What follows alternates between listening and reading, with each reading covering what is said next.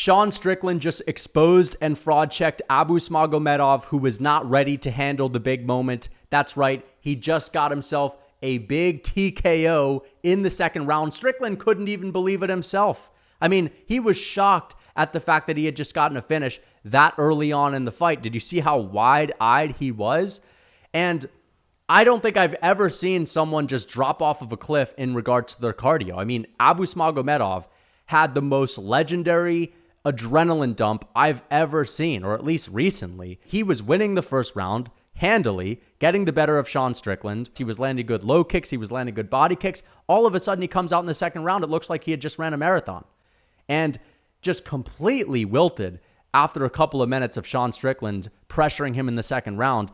And Strickland just started to tee off on him. And it got to the point to where Abus was so out of it. He was so tired that he started turning his back to Sean Strickland. Oh, he doesn't want to be here. Oh, dude, he doesn't want to be here. He's turning his back to Strickland. He doesn't want to be here. He's quitting. He's wilting. He's wilting. The referee's going to step in. The referee's going to step in. Sean Strickland beating his ass on the ground. Beating his ass. And Sean Strickland gets the TKO. Finishes Abus Magomedov and fraud checks him in the second round.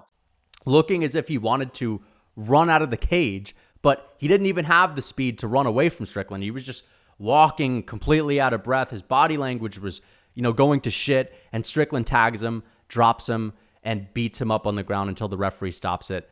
Abus Magomedov, I was saying, was not going to be ready for someone with this much experience. You're going from fighting Bilal Muhammad's 45-year-old coach to fighting your UFC debut against Dustin Stoltzfus, a guy that has only won once in the UFC and has had 5 fights.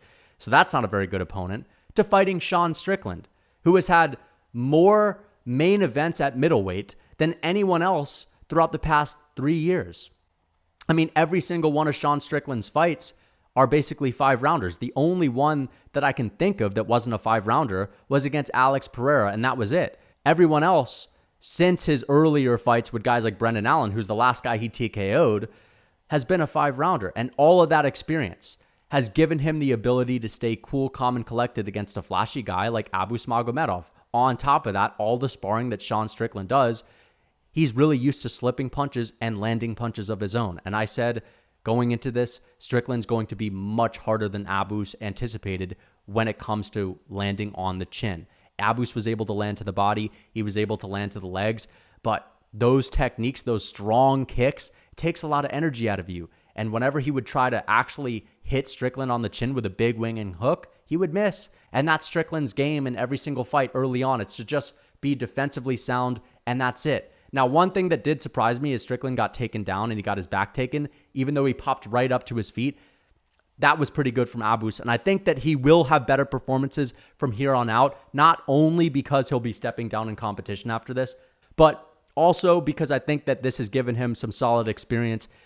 It's gotten those main event jitters out of the way, and I think he'll be able to control his adrenaline a little bit better.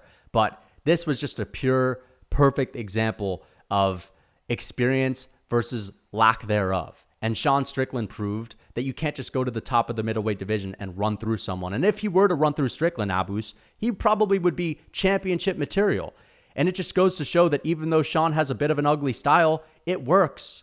And people just break under that pressure. And he just forces you to fight his fight. He's really good at imposing his will, gassing guys out, and just having that long distance style of constantly being in your face. Yeah, he's at the top of the middleweight division, and if you throw someone in there that's not a proven, top 10 guy, he's probably going to be able to smoke them.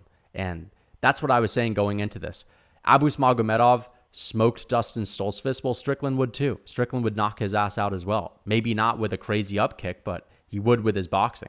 And man, did Strickland's hands look fantastic. I mean, the combinations that he was landing when Abus was just like shelling up against the fence. So I was very impressed with Sean Strickland, even though I was pretty worried early on with the eye poke situation. I was just thinking to myself, man, the night started off rough. I got a couple of bad picks, and I just cannot let this slip through my fingers. I need to see this fight.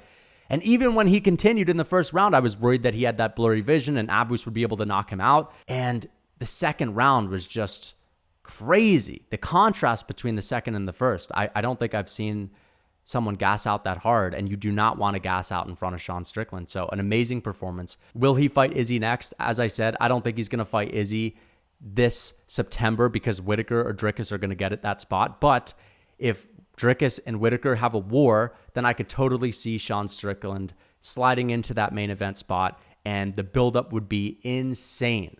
Insane, because I know Sean Strickland would 100% get in Izzy's head. He would piss him off. He would embarrass him at press conferences, and Izzy just wouldn't be good in those situations. But he would use that as fuel to have a big chip on his shoulder so that he can go in there and finish and make a fool out of Sean Strickland. He might find that Strickland's harder to hit than he anticipated, like most people do, but I still think he would win, and he would come in with a fire, trying to put Strickland out, trying to finish him, trying to humiliate him, and that would be a really good build-up nonetheless. So I'd love to see that fight. If it doesn't happen in September, I wouldn't mind putting Strickland on ice. I know Strickland likes to be active, and that's why he took this fight when he didn't have to, but the UFC basically gave Strickland a massive risk in taking this fight. They paid him good money, as he mentioned on the post-fight speech, but nonetheless, this was a big risk. I think they're going to reward him now, so he should sit out. He should wait until UFC 293 in Australia is all said and done so Adesanya can make a quick turnaround, and then I'd like to see that fight afterwards. But let's get to the rest of the card because there were a whole lot of fraud checks tonight, so we may as well get to some of the other fights. Damir Ismagulov and Grant Dawson. I picked Grant Dawson to beat Damir Ismagulov. I saw a lot of people picking Damir because, of course, the OV at the end of his name, the close fights that he's had with other Eastern European guys like Guram Kutateladze. And the thing that I've always said is because he had a close fight with a guy like Guram, and because they mixed it up and they looked well-rounded, all of a sudden they are unstoppable to anyone that isn't Saryukian, Islam Makhachev, one of these other guys that is, one of the killers in the division. But you put old Grant Dawson in there. Oh, he's going to run past Grant Dawson. Oh, Guram Kutateladze is going to destroy Elvis Brenner. No, you have to just realize that you're getting too caught up in the hype, all right? Damir Ismagulov, guys, is a great fighter. Don't get me wrong. He's well-rounded. He's got good boxing. He's not very dangerous. He doesn't have the ability to finish people all that well. And when you commit to taking him down, you can do that. And that's what Grant Dawson did. Grant Dawson fully committed to taking Damir Ismagulov down, got him there, took his back, and did it rinse and repeat throughout the whole fight, completely nullified Damir, who 90% of people would say has amazing takedown defense. And he does have good takedown defense. I was shocked at how quickly Grant Dawson was able to level change. And I know that you guys saw this as well. You could miss it. It was that fast. I don't think I've ever seen a level change that smooth. And he did it in every single round, just dunking underneath, getting a double leg, and fully committing to it. That's what I was saying about Grant Dawson. He is a guy that is going to hustle and grind to get exactly where he wants. He's not that good on the feet, right? He was getting pieced up at the start of the second round, but when this man gets the fight to where he needs it to be, he's as good as they come. He is extremely fast when it comes to sinking in the hooks to get someone's back as well in there. Like Arman Tsarukyan's a really good grappler that's going to try to, get on top of you to land good ground and pound. Grant Dawson is better at maintaining the back control. Now, Arman took Damir's back, and Arman was able to take Damir down, rinse and repeat when he actually committed to it. But Grant Dawson was better at keeping him there and nullifying him completely. And I think that this is a massive statement for Grant Dawson. I was thinking to myself, this is like the lightweight Aljamain Sterling, with the ability to take someone's back like that once you get them to the ground and to maintain that. I mean, he was beating up Damir with the body triangle in that first round as well. And just Damir had nothing. Now, Damir Ismagulov is a really solid fighter, but again, I've just heard people talk about him as if on any given day, he could be, going tit for tat with anyone in the division. That's not who he is. All right. And Grant Dawson just proved that if you really stick to your game plan and you try to commit to takedowns, you can take him down. Just because Guram Kutateladze tried to take him down and he stuffed it doesn't mean he has the best takedown defense in the lightweight division. Grant Dawson's pretty good. And also, I have to mention this, he's 29 years old. So he's reaching his prime. And I know he had a couple of rough fights. He had a rough fight with a guy like Jared Gordon, for example, who he still submitted. But I think people were writing him off too much because of that. And you have to keep in mind, he used to fight at featherweight. So when he moved up to lightweight, it was harder for him to work towards these takedowns. But now that he's filled out a little bit more and he's put on more strength, with that technique, it's effortless for him. So I think that Grant Dawson is going to go pretty far in this division until he meets the other guys that are also elite grapplers that have tons of power in their hands and are also really good strikers, like an Islam Makhachev, a Charles Oliveira. Those are the guys that are going to give him issues. But anyone that's a pretty one-dimensional striker, he's going to have the ability to beat, no matter who it is, if their bread and butter is the striking alone. And another fight that I want to get to is Guram Kutateladze getting KO'd by Elvis Brenner. That's right, Charles Oliveira's training partner that went to a measly decision with Zubaida Tukhugov. Just finished Guram Kutateladze. Bro, people thought this guy was about to walk all over Brenner, bro. Oh! Oh! No! Oh! He just finished Guram Kutateladze! Woo! Right? One of the most overhyped fighters in recent history by the hardcore fans. I have heard the Weasel say that Guram would beat Rafael Fiziev. I've heard people say that Guram, within a couple of fights, could be fighting for a belt. Like, dude, he is well-rounded, but he doesn't have the ability to really finish people all that well. And he just can't really impose his will, and Elvis Brenner just KO'd him and fraud-checked him. And everything that I've said about Guram is kind of right, even though I picked him to win tonight because I thought he was going to get it done 30-27. I said that, dude, after the first round, Elvis Brenner is going to start doing his thing because he'll realize that Guram, he just kind of chucks random things out there. Now, one thing I do have to say about Guram is he almost finished Elvis Brenner in the first round. He hurt him bad with an elbow, and that's where Guram is most dangerous. It's with those elbows in the clinch. Elvis Brenner's head looked like Davidson Figueiredo because it looked completely dyed in red from all of his blood after that moment. But he toughed it out, started to march Guram down, and just broke him and beat him down and put him away with a beautiful counter shot. It was almost a delayed reaction too. Guram got hit by it, kind of froze up a little bit, and then just sank to the canvas, similar to Shane Burgos getting hit by Edson Barboza. Not the same kind of delay, but still, I didn't expect that, man. I did not expect that. I expected Guram to get fraud checked a little later down the line, but by Elvis Brenner, who's only 25 years old, amazing. I was saying for a long time, man, he's not all that.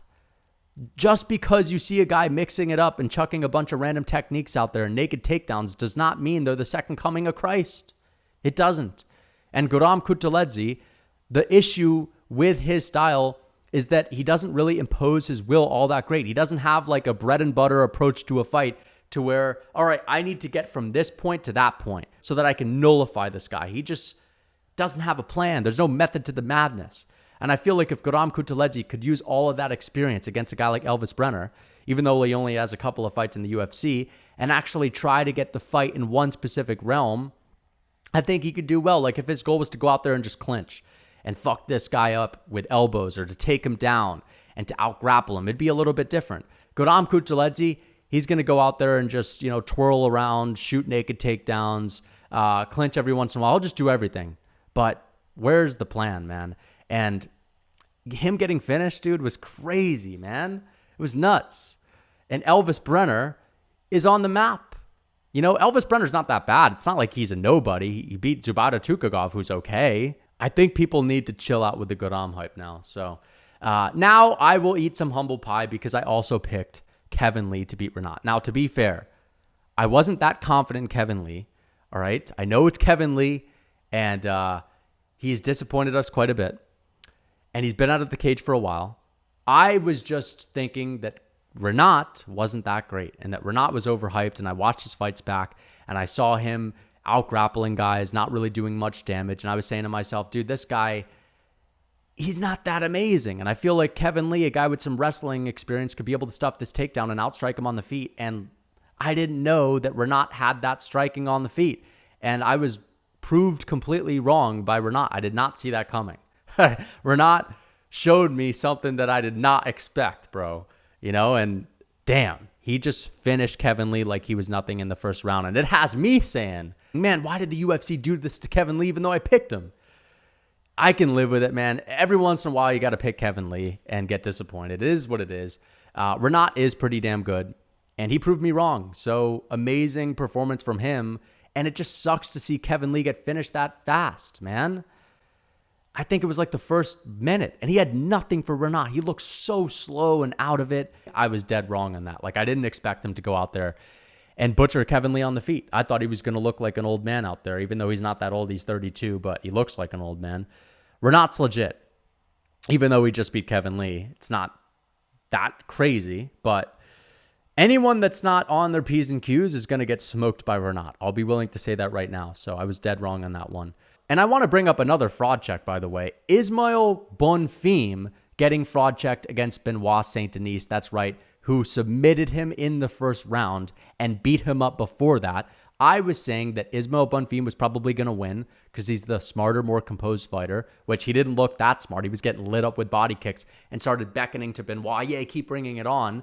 That's like Paulo Costa in front of Israel Adesanya.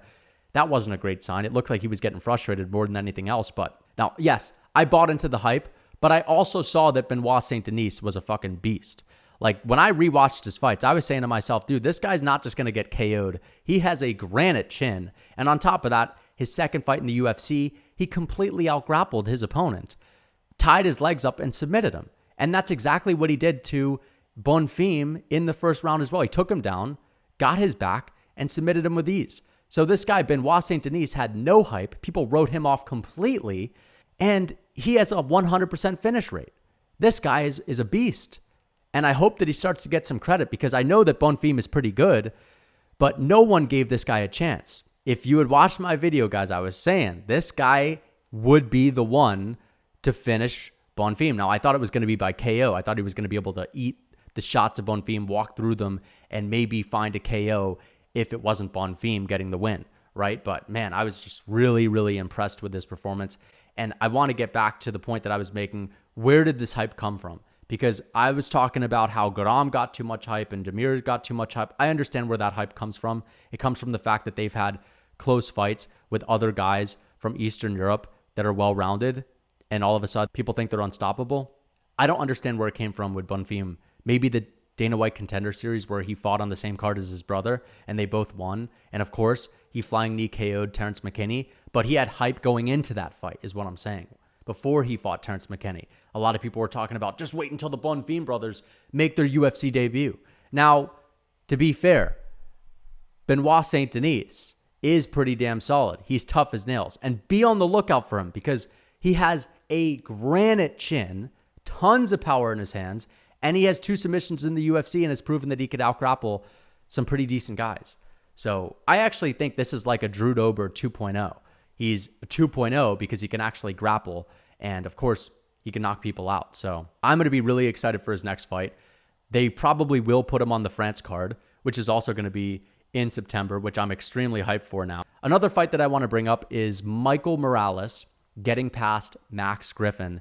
This is another guy that had a lot of hype, another prospect that did not get fraud checked because he is pretty decent, even though he looked sloppy in the early going of the fight.